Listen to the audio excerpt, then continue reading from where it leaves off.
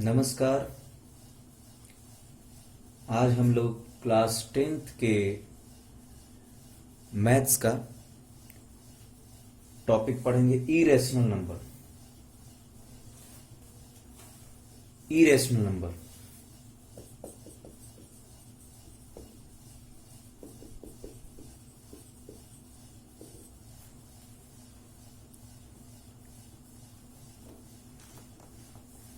ये irrational number क्या होते हैं? जैसे रैशनल नंबर होते थे, हम लोग देखते थे रैशनल नंबर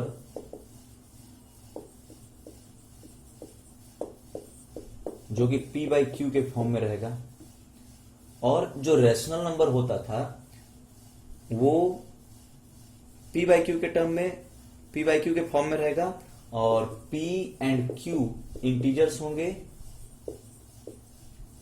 और q नॉट इक्वल टू 0 होगा। ये तीन कंडीशन हुआ करता था।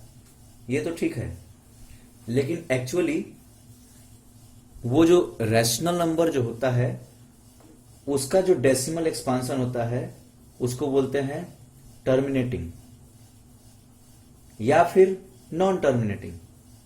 रैशनल नंबर का डेसिमल एक्सपांशन दो तरीके का है, टर्मिनेटिंग भी हो सकता है और नॉन टर्मिनेटिंग भी हो सकता है।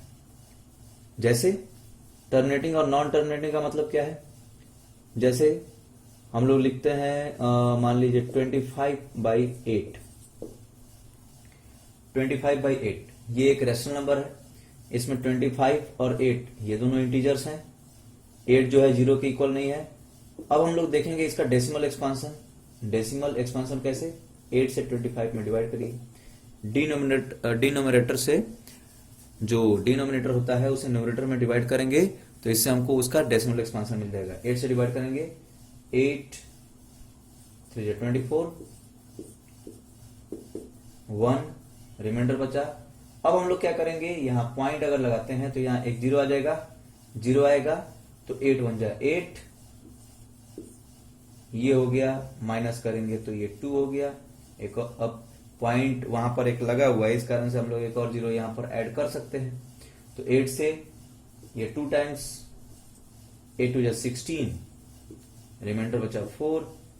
वहां पॉइंट तो लगा हुआ है ही, इसलिए एक और 0 हम लोग ऐड कर सकते हैं। 8 5 40।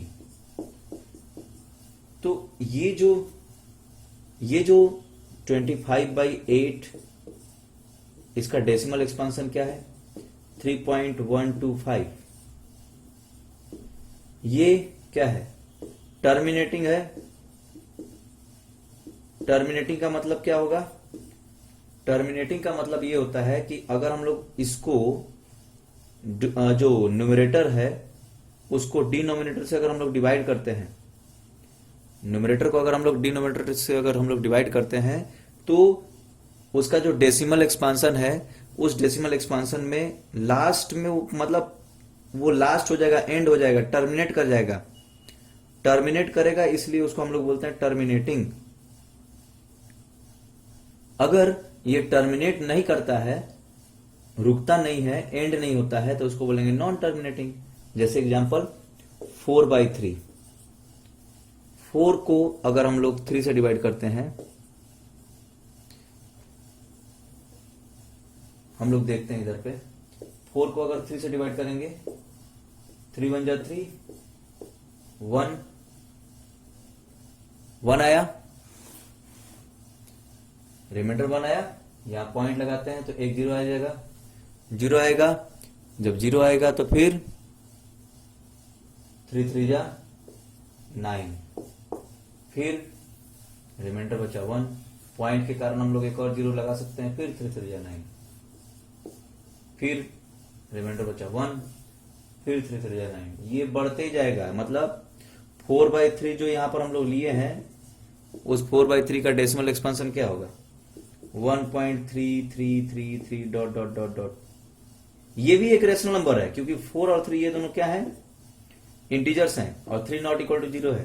तो ये टर्मिनेटिंग मतलब रेशनल नंबर जो है टर्मिनेटिंग, उसका एक्सपांशन भी हो सकता है डेसिमल एक्सपांशन, और नॉन टर्मिनेटिंग भी हो सकता है। इस 4/3 को हम लोग लिखेंगे 1.3 बार, 1.3 के ऊपर बार। ये पिछले साल आप लोग 9th क्लास में पढ़े हैं सारा का सारा चीज। तो ये इसका डेसिमल एक्सपांशन जो है नॉन टर्मिनेटिंग है, जो कि रिपीट कर रहा है बार बार।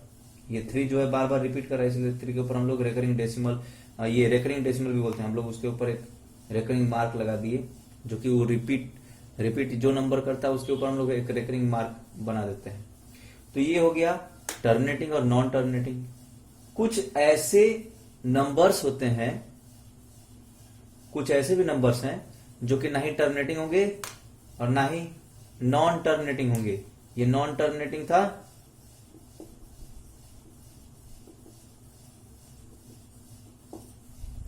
कुछ ऐसे भी नंबर्स हैं जो कि ना टर्मिनेटिंग है ना ही नॉन टर्मिनेटिंग है। हम लोग ऐसे ही नंबर्स को इरेशनल नंबर बोलते हैं। अब हम लोग देखते हैं इरेशनल नंबर। इरेशनल नंबर, अब इस टॉपिक को आप लोग 9th क्लास में भी पढ़े होंगे। √2, √3 ये सब क्या है? इरेशनल है। कैसे इरेशनल कैसे है? अगर हम लोग √2 निकालेंगे, 2 का हम लोग रूट निकालते हैं, लॉन्ग डिवीजन मेथड से हम लोग निकालते हैं। तो 2 का जब हम लोग लॉन्ग डिवीजन मेथड से निकालेंगे तो ये जो है 1 से ये 1 टाइम्स 1 जा 1, यहाँ 1 लिख देते हैं और ये हो गया पॉइंट। मतलब अब इसके बाद कोई तो नंबर नहीं है तो यहाँ पॉइंट लगा देंगे, 1 + 1 ये 2 हो गया। अब ये रिमाइंडर बचा 1, पॉइंट लगाए तो यहाँ पे 2 जीरो हम लोग ला सकते हैं। डिवीजन में जो है पॉइंट के लिए एक ही जीरो आता है, और लॉन्ग डिवीजन मेथड में जो हम लोग रूट निकालते हैं, लॉन्ग डिवीजन मेथड से हम लोग निकालते हैं रूट वगैरह, तो उसमें जो है जब पॉइंट लगेगा तो वहां पे एक दो जीरो का पेयर वहां पर हम लोग उतार सकते हैं नीचे में, है ना। तो यहाँ पे पॉइंट के लिए, इस पॉइंट के लिए यहाँ पर 2 जीरो, मतलब 2 जीरो का एक पेयर हम लोग यहाँ पे उतारे। अब ये 2 है, यहाँ पर 1 + 1 2, ये क्या है? लॉन्ग डिवीजन मेथड में हम लोग कैसे करते हैं? जैसे यहाँ पर ये 2 है, अब इस 2 के लिए कोई एक ऐसा स्क्वायर नंबर जो कि 2 या 2 से छोटा हो, तो वो स्क्वायर नंबर है 1। 1 का स्क्वायर 1 होता है, तो 1 का जो स्क्वायर 1 होता है वही 1 को हम लोग यहाँ पर लिए, 1 1 जा 1, और 1 का जो स्क्वायर यहाँ पर लिख दिए स्क्वायर नंबर, और फिर यहाँ पे इधर पे प्लस करके 1 + 1 2 यहाँ लिख दिए, और इससे डिवाइड माइनस किए तो फिर रिमाइंडर बचा 1। और 1 टाइम्स में गया था, ये जो है 1 टाइम्स में गया था, डिवाइड हुआ था। तो अब इसके बाद तो कोई डिजिट ही नहीं है, तो हम लोग क्या करेंगे? रिमाइंडर बच गया है तो हम लोग क्या करेंगे? यहाँ पे पॉइंट लगाएंगे। पॉइंट लगाने के कारण यहाँ पर जो है 2 जीरो हमको वहां पे लिखना पड़ेगा, 2 जीरो लिख दिए। अब एक ऐसा नंबर लेना है जिस नंबर से इंटू, उसी नंबर से उस पूरे मतलब एक ऐसा डिजिट यहाँ पर लेना है, उस जिस डिजिट से उस पूरे नंबर में हमको इंटू करना पड़ेगा, और इंटू करने के बाद इसके बराबर या फिर इससे छोटा आना चाहिए। तो वो नंबर हम लोग, मतलब बहुत छोटा भी नहीं आना चाहिए, ऐसा मतलब उसके आसपास से रहना चाहिए, जैसे हम लोग डिवीजन में करते हैं। तो अगर हम लोग एक नंबर लेते हैं 4, तो 24, ये हो गया 24, ये डिजिट लिए 4, जिस 4 डिजिट को मतलब कि डिजिट को लेने से 4 लेने से क्या हो गया? नंबर हो गया 24, और उस नंबर को उसी 4 से, जो हम लोग 4 लिए हैं, 4 से उस पूरे नंबर में हमको क्या करना पड़ेगा? इस पूरे नंबर में इंटू करना पड़ेगा। तो 24 4 जा 96, 24 4 जा 96, ये जब हम लोग माइनस करेंगे तो ये हो जाएगा 4, और इसको इसके साथ प्लस करेंगे तो ये हो जाएगा 28। 4 आ गया 4 टाइम्स में। अब ये यहां पर 2 जीरो आ सकता है,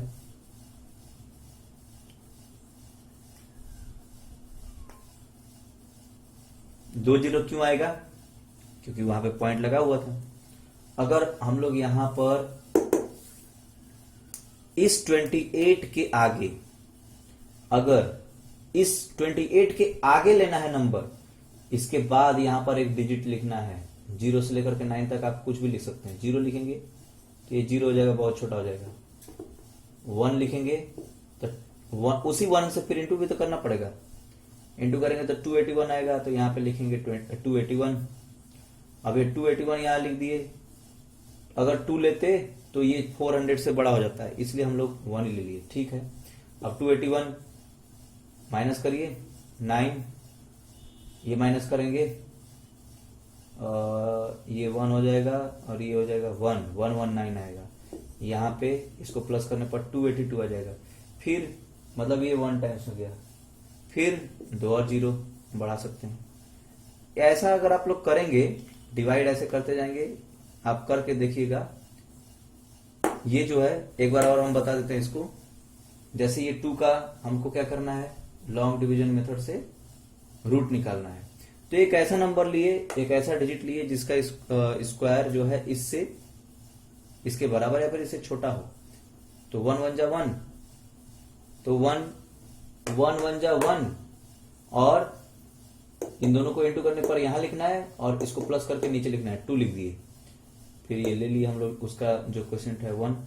फिर अब ये रिमाइंडर बचा 1, तो ये जो रिमाइंडर बचा है, ये रिमाइंडर बचने के कारण वहां पर अगर हम लोग पॉइंट लगाते हैं तो उस पॉइंट से यहां पर 2 0 आ जाएंगे, 2 0, वो 2 0 फिर हम लोग देखिए 100 हो गया।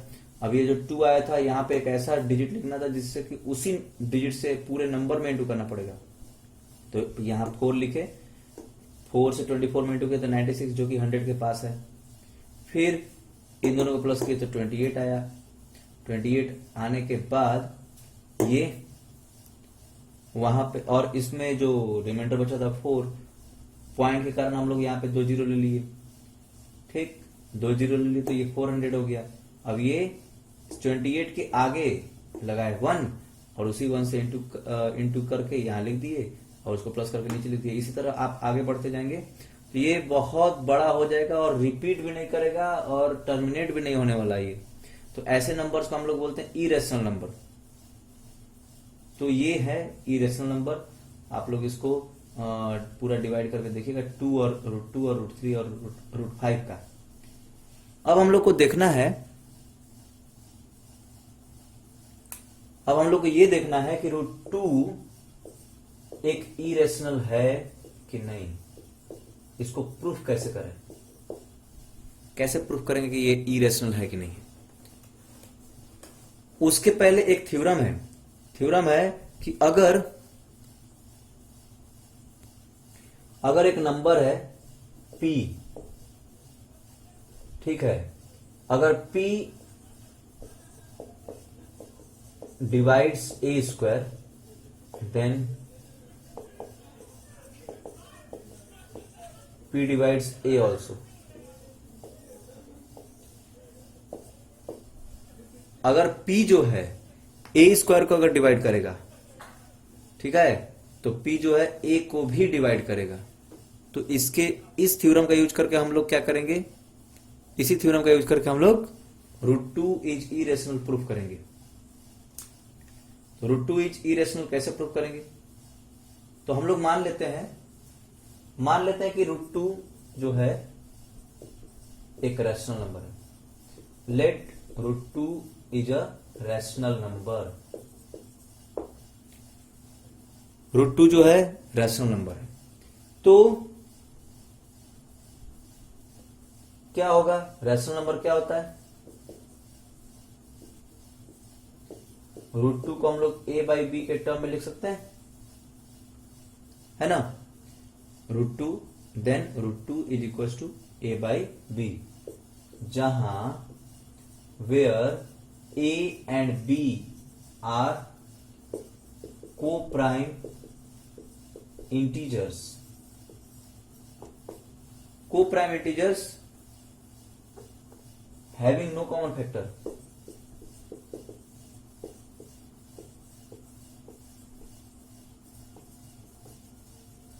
having no common factor, ये को प्राइम इंटीजर्स हैं जिसमें कॉमन फैक्टर नहीं होते।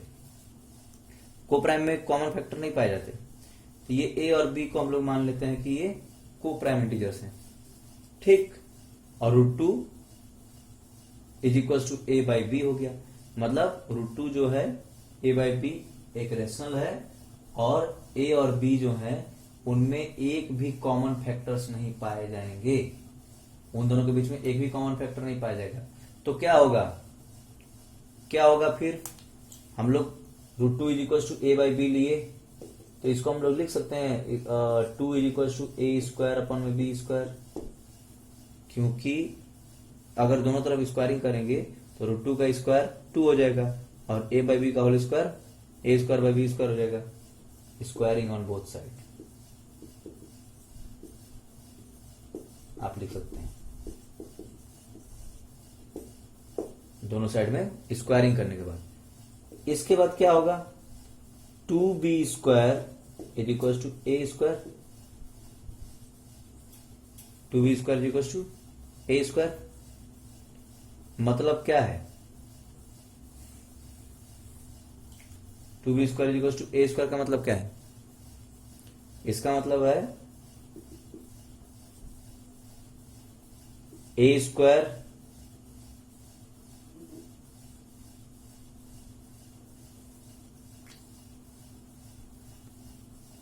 ये जो ए स्क्वायर है, इस ए स्क्वायर को 2 डिवाइड कर सकता है कितने टाइम्स, 2 जो है ए स्क्वायर को कितने टाइम्स डिवाइड कर सकता है, B square times, this implied 2 divides A square को कितने टाइम्स, बी स्क्वायर, मतलब 2 इंटू बी स्क्वायर करने पर ए स्क्वायर आ रहा है, इसका मतलब ए स्क्वायर को डिवाइड करेंगे अगर 2 से तो बी स्क्वायर आंसर आ जाएगा, तो 2 डिवाइड्स ए स्क्वायर है ना, और 2 डिवाइड्स ए ऑल्सो, मतलब this imply 2 divides A also, ठीक है, क्योंकि वहां हम देखे थे कि P को अगर ए स्क्वायर, मतलब P अगर ए स्क्वायर को डिवाइड करता है तो P जो है ए को भी डिवाइड करेगा।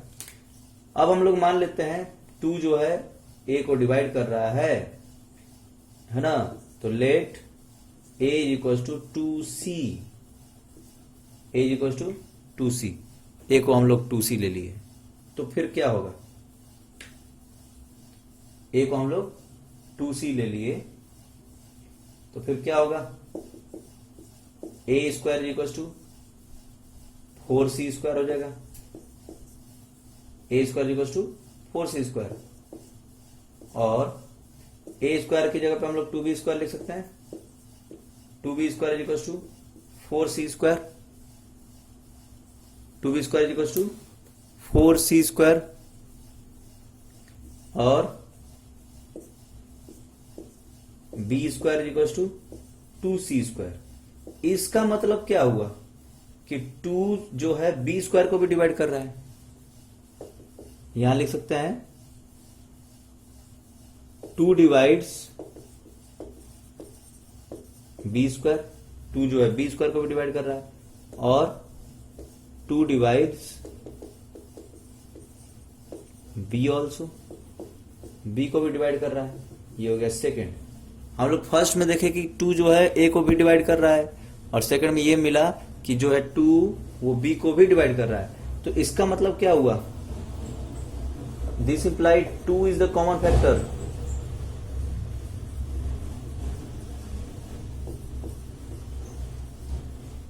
Of a and b, a और b का जो 2 क्या हो गया, कॉमन फैक्टर है ना, हम लोग यहां लिख सकते हैं from 1 and 2 is the common factor of a and b. This gives contradiction.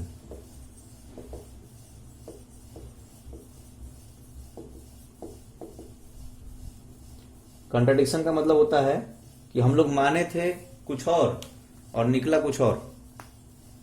हम लोग माने थे कि 2 जो है √2 जो है रैशनल नंबर है, और रैशनल नंबर है जो कि √2 is equal to A by B है, a बाई बी है, तो इसलिए मतलब √2 को a और b मतलब a और b जो दोनों के दोनों क्या थे, को प्राइम इंटीजर थे, जिसमें कोई कॉमन फैक्टर नहीं था, तो इस कारण से वो क्या हो गया, मतलब रूट 2 रैशनल है, ठीक है। लेकिन हमको यहां पर ये पता चला कि 2 जो है ए और बी वो को प्राइम नहीं है, उनमें एक कॉमन फैक्टर है 2, इसका मतलब वो कंट्राडिक्शन दे रहा है।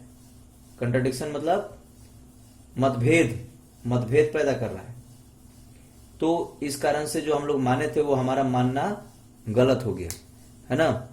Therefore root 2 is irrational.